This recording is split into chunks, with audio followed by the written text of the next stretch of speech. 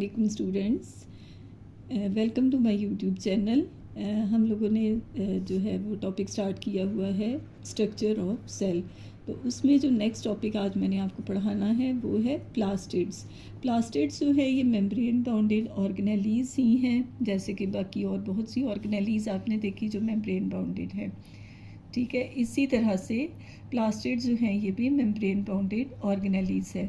सिर्फ इनका फ़र्क ये है कि ये सिर्फ प्लांट्स में पाई जाती हैं। ठीक है, और इसके अलावा कुछ प्रोटिस्ट जिनमें फोटोसिंथेसिस का प्रोसेस होता है सिर्फ उनमें पाई जाती हैं, फॉर एग्जांपल एल्गी। अगर हम प्लास्टिड्स की टाइप्स देखें तो इसकी 3 टाइप्स हैं, क्लोरोप्लास्ट, क्रोमोप्लास्ट एंड लीकोप्लास्ट। प्लास्टिड्स की 3 टाइप्स हैं, देखिए क्लोरोप्लास्ट, क्रोमोप्लास्ट और लीकोप्लास्ट। सबसे पहले हम क्लोरोप्लास्ट को डिस्कस करते हैं। अच्छा बच्चों, ये देखिए नंबर 1 पे क्लोरोप्लास्ट आ जाते हैं। क्लोरोप्लास्ट का अगर आप ये इस तरह से स्ट्रक्चर देखें या यहाँ से आप देखें तो ये आपको जो है ये ग्रीन कलर में नज़र आ रहा है। ठीक है, ये देखिए ये ग्रीन कलर में नज़र आ रहा है। ये ग्रीन कलर के जो पिगमेंटेड होते हैं जिनके अंदर ग्रीन कलर हो उनको क्या कहते हैं? क्लोरोप्लास्ट कहते हैं। और ये कहाँ पे पाए जाते हैं? ये पौधों के सब्ज़ हिस्सों में पाए जाते हैं। सब्ज़ हिस्से कौन से हैं? उनके लीफ आ जाएंगे, उसके अलावा कुछ स्टेम्स जो हैं, तने, उसमें भी जो है क्लोरोप्लास्ट पाए जाते हैं। मीन्स के जहाँ जहाँ पर आपको पौधे का ग्रीन कलर नज़र आता है वहाँ वहाँ पर जो है वो क्लोरोप्लास्ट मौजूद होते हैं। अब सवाल ये पैदा होता है कि क्लोरोप्लास्ट जो है ये ग्रीन कलर के क्यों हैं? ग्रीन कलर के जो है वो इसमें एक पिगमेंट पाया जाता है जिसको क्लोरोफिल कहते हैं, जिसको क्लोरोफिल कहते हैं। इस क्लोरोफिल की वजह से जो क्लोरोप्लास्ट हैं उनका कलर जो है वो ग्रीन कलर का होता है। और ये ग्रीन पिगमेंट करता क्या है? ये क्या करता है? ये सूरज की रोशनी को एब्जॉर्ब करता है, उसको केमिकल एनर्जी में चेंज करता है, यानी कीमियाई तवानाई में, और उसके बाद वही जो तवानाई है वो अपनी खुराक इस्तेमाल बनाने के लिए इस्तेमाल करता है। खुराक की सूरत में ये बनाते हैं ग्लूकोज की सूरत में। तो ये ग्लूकोज की सूरत में अपनी खुराक तैयार करते हैं फोटोसिंथेसिस के ज़रिए, किसकी मौजूदगी में? इस ग्रीन कलर के पिगमेंट की मौजूदगी में, जिसको क्लोरोफिल कहते हैं। अब अगर हम क्लोरोप्लास्ट की जो है वो स्ट्रक्चर को देखिए, उसकी साख को देखिए, तो माइटोकॉन्ड्रिया की तरह, जैसे हमने माइटोकॉन्ड्रिया देखा था, तो माइटोकॉन्ड्रिया में क्या था? यहाँ पे इस तरह से आउटर जो उसकी लेयर थी वो स्मूथ थी, उसके बाद इंटरनल जो थी वो इस तरह से कॉन्वुलेटेड थी, ये इस तरह से। ठीक है, ये मैंने आपको माइटोकॉन्ड्रिया बताया था। इसी तरह इसकी ये देखिए, ये जो आउटर लेयर है वो स्मूथ है इस तरह से, लेकिन जो इनर लेयर है ना वो इस तरह से, ये देखिए इस तरह से, ऐसे उसके अंदर जो हैं वो बल, ये देखिए ये बने हुए। ये जो एक ये आपको नज़र आ रहा है ना, ये वाला जो एक नज़र आ रहा है इसको कहते हैं ग्रेना। ठीक है, उसके ऊपर एक और लेयर आ जाती है, फिर उसके ऊपर एक और लेयर आ जाती है, फिर उसके ऊपर एक और लेयर आ जाती है, और ये जो ये इस तरह पूरा स्ट्रक्चर बन जाता है, उसको हम क्या कहते हैं? थैलेकॉइड। पूरे स्ट्रक्चर को, ये सिंगल जो होगा उसको हम कहेंगे ग्रेना, और जब ये ग्रेना मुख्तलिफ एक दूसरे के ऊपर होंगे, ये स्ट्रक्चर कुछ इस तरह से होता है। ये देखिए यहाँ से ये लेयर आ रही है, वो फिर इस तरह ट्विस्ट कर रही है, फिर उसके ऊपर एक और आ रही है, फिर उसके ऊपर एक और आ रही है। ये देखिए ये इस तरह आपको लेयर्स डिफरेंट नज़र आ रही हैं। जो सिंगल लेयर है वो ग्रेना है, और जो जब ये कंप्लीट स्ट्रक्चर बन जाता है उसको क्या कहते हैं? थैलेकॉइड। अब इस थैलेकॉइड के अंदर यहाँ पर जो लिक्विड मौजूद है यहाँ पर, उसको क्या कहते हैं? स्ट्रोमा कहते हैं। जिस तरह माइटोकॉन्ड्रिया के अंदर हमने बात की थी कि उसका अपना डीएनए होता है, इसी तरह क्लोरोप्लास्ट जो हैं उनका भी अपना डीएनए होता है, और इसके अलावा इनके अंदर राइबोसोम्स भी, ये देखिए ये आपको कहीं कहीं जो है वो राइबोसोम्स भी नज़र आते हैं। ठीक है, ये था हमारा क्लोरोप्लास्ट। बच्चों, जो नेक्स्ट हमारा टाइप है इसकी प्लास्टिड्स की वो है क्रोमोप्लास्ट। क्रोमोप्लास्ट जो है, अगर इसकी आपको ये शेप जो मैंने आपको दिखाई हुई है नज़र आ रही है, तो इसमें देखिए डिफरेंट कलर्स हैं। ठीक है, वो ग्रीन कलर का था, क्लोरोप्लास्ट हमारा ग्रीन कलर का था, लेकिन ये जो है इसमें ये देखिए आपको डिफरेंट कलर्स जो है वो नज़र आ रहे हैं। इट मीन्स के जो कलरफुल होंगे प्लास्टिड्स वो क्या होंगे? क्रोमोप्लास्ट होंगे। ठीक है। और जो क्रोमोप्लास्ट में ये जो कलर पिगमेंट पाया जाता है, उस पिगमेंट का क्या नाम है? कैरोटिनॉइड।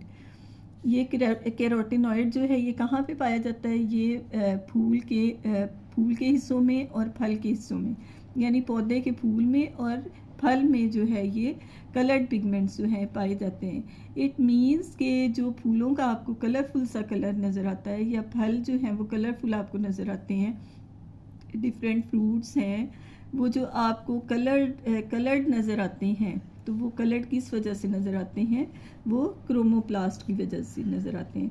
अब सवाल ये पैदा होता है कि अल्लाह ताला ने जो है इनको फूलों को कलरफुल या फलों को कलरफुल क्यों बनाया है? आपने एक टर्म पढ़ी होगी, पोलिनेशन। ठीक है, पोलिनेशन क्या है? पौधों का अपनी जो नस्ल है उसको बढ़ाने का एक तरीका है, जिसमें जो एक फूल के पोलन्स जो हैं वो दूसरे फूल तक या दूसरे पौधे तक जो हैं वो शिफ्ट किए जाते हैं। ठीक है, ये हवा के ज़रिए से भी हो सकते हैं, ये इंसेक्ट्स के ज़रिए से भी हो सकते हैं। अब जब पौधे का फूल जो है वो कलरफुल होगा तो इंसेक्ट्स जो हैं वो अट्रैक्ट होके फिर वो फूल की तरफ आएंगे। जब वो फूल के ऊपर आके उसका रस चूसेंगे तो उसके पाँव के साथ उसके पोलन्स लग जाएंगे और वो पोलन्स जो है वो एक जो पौधा है या एक फूल है उससे दूसरे पौधे में ये ट्रांसफ़र हो जाएंगे, और इस प्रोसेस को कहते हैं पोलिनेशन। ठीक है, इसके साथ ही हमारा ये वाला जो ये टाइप है क्लोरोप्लास्ट्स, क्रोमोप्लास्ट्स, और उसके अलावा जो हमारी प्लास्टिड्स की थर्ड टाइप है वो क्या है? लीकोप्लास्ट्स। लीकोप्लास्ट जो होते हैं बच्चों, ये बिल्कुल जो है ना वो कलरलेस होते हैं, इनका कोई कलर नहीं होता। इनका कलर क्यों नहीं होता? क्योंकि इसमें जो है वो कोई भी पिगमेंट मौजूद नहीं होता। ये देखिए, कोई भी पिगमेंट इसमें मौजूद नहीं होता। और इनका काम क्या है? ये स्टार्च, लिपिड्स और प्रोटीन्स को स्टोर करते हैं, और ये ज़्यादातर पौधे के उन हिस्सों में पाए जाते हैं जहाँ पर खुराक ज़ख़ीरा की जाती है, जैसा कि ज़ेरे ज़मीन, जड़, तना और बीज वगैरह जो हैं। और बच्चों देखिए, आज मैंने आपको प्लास्टिड्स पढ़ाया और उसकी फिर 3 टाइप्स, क्लोरोप्लास्ट, क्रोमोप्लास्ट और लीकोप्लास्ट पढ़ाई है।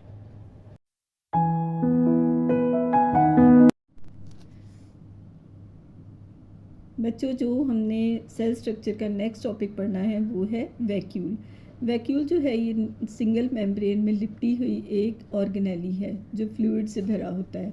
अगर हम ये देखिए, मैंने आपके लिए पौधे का सेल और जानवर का सेल ये मैंने आपके लिए पहले से ड्रॉ करके रखे हुए।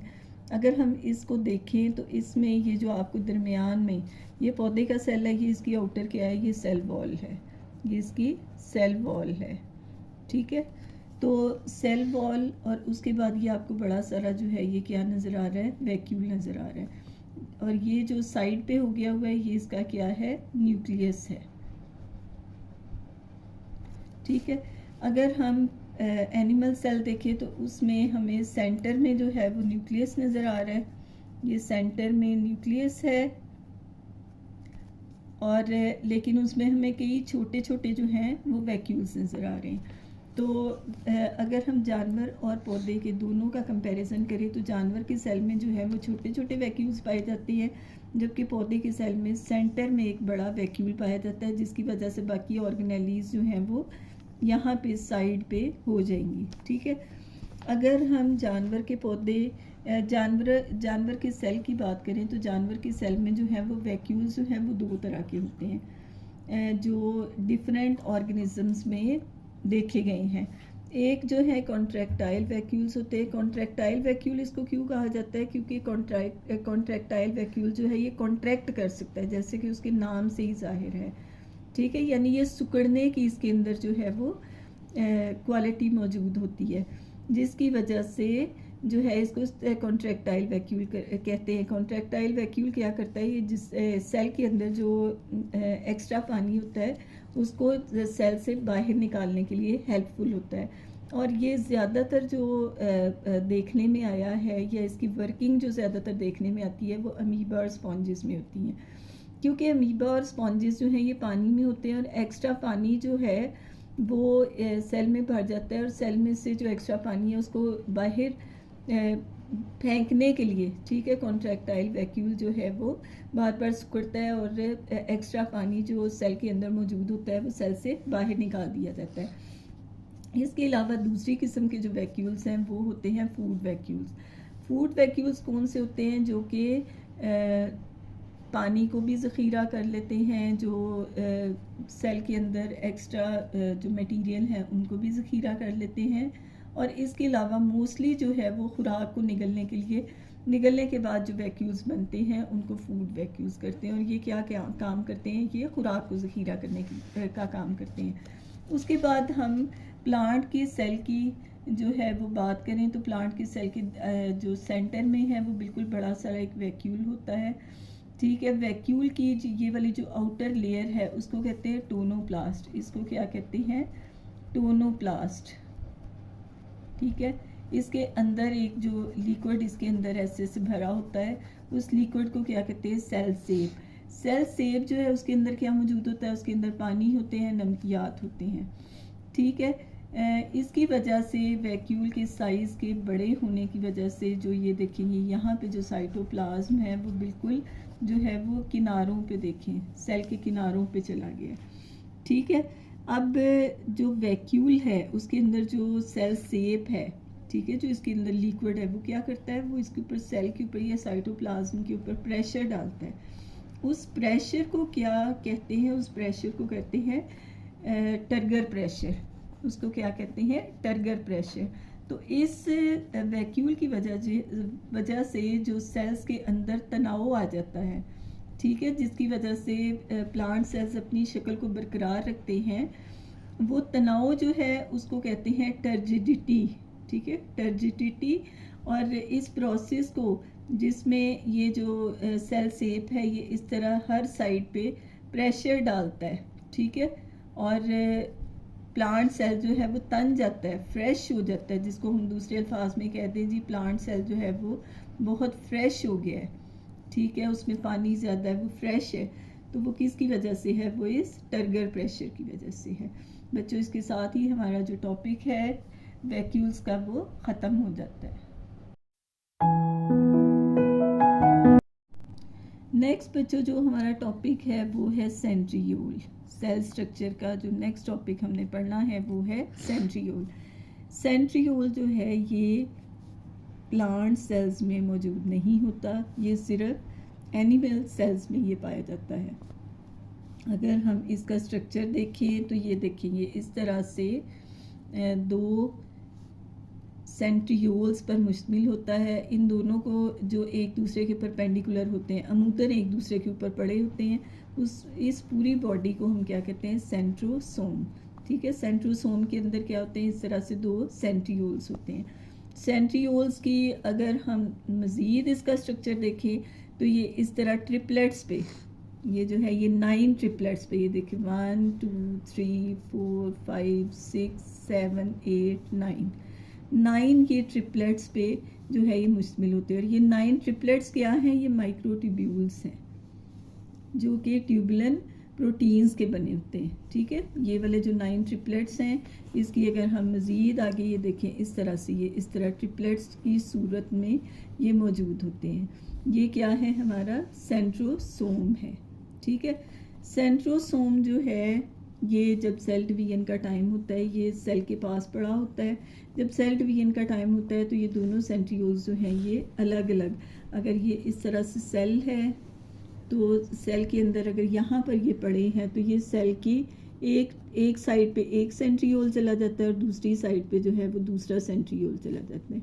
और फिर यहाँ से क्या बनते हैं? इस तरह से स्पिंडल्स बनते हैं जो इसमें से निकलते हैं, ठीक है, ये देखें। और ये स्पिंडल्स क्या काम करते हैं? ये सेल डिवीजन के दौरान यहाँ पर क्रोमोसोम्स जो हैं वो सेट हो जाते हैं और उन क्रोमोसोम्स को जो है वो हाफ ऑफ करने के लिए, उनको डिवाइड होने और उसके बाद उनको हाफ ऑफ होने के लिए ये हेल्पफुल होते हैं। ये सेंट्रियोल का काम है। अच्छा, सेंट्रियोल की एक और किस्म जो है वो पाई जाती है जो माइक्रो ऑर्गेनिज़म्स हैं उनमें सीलिया और फ्लैजिला की सूरत में। अब यहाँ पर ये देखिए माइक्रो ऑर्गेनिज़म्स में आपको दिखाती हूँ यूग्लिना और पैरामीशियम।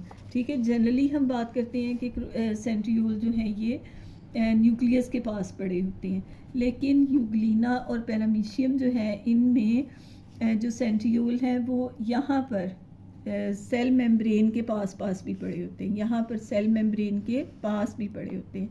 जब ये सेल मेम्ब्रेन के नीचे पड़े होते हैं तो फिर इनको हम बेसल बॉडीज़ का नाम देते हैं। इन सेंट्रियोल को बेसल बॉडीज़ का नाम देते हैं। इन बेसल बॉडीज़ का फंक्शन क्या है? इन बेसल बॉडीज़ से जो है वो इस तरह से थ्रेड लाइक स्ट्रक्चर्स जो हैं वो निकलते हैं। अगर ये थ्रेड जो है उसकी लेंथ ज़्यादा है तो उसको हम फ्लैजिलम कहेंगे, और अगर इसकी जो है वो लेंथ कम है, ये देखिए छोटे छोटे छोटे छोटे आपको बालनुमा जो है वो सीलिया नज़र आ रहे, बालनुमा जो है ये आपको धागे नज़र आ रहे हैं, जिनको हम क्या कहते हैं? सीलिया।